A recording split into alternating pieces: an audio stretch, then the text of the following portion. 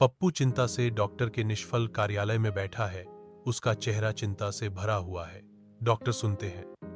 उनका भाव शांत ध्यान का मुखौटा है जो पप्पू की चिंताओं को आत्मसात कर रहा है। पप्पू की आवाज कांपती है क्योंकि वह विश्वास करता है।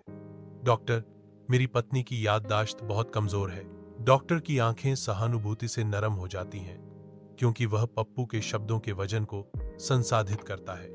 बांझ कार्यालय की हवा बिना कही गई आशंकाओं और बढ़ती अनिश्चितता से भरी हुई है। पप्पू के कंधे झुक जाते हैं। हर शब्द एक भारी बोझ है जो शांत कमरे में छोड़ा जाता है।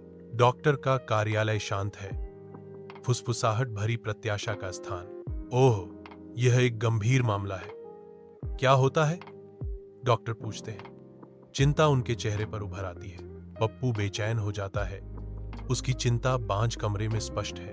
हर लड़ाई में उसे सब कुछ याद है। पप्पू चिल्लाता है। उसकी आवाज निराशा से भरी हुई है। डॉक्टर ध्यान से सुनता है। उसका भाव विचारशील है क्योंकि वह पप्पू के शब्दों को सुनता है। उनकी साझा चिंता का भार कमरे को भर देता है जो हवा में भारी होकर लटक रहा है। डॉक्टर के दफ्तर के बांझ वातावरण में डॉक्टर का आश्चर्य स्पष्ट है।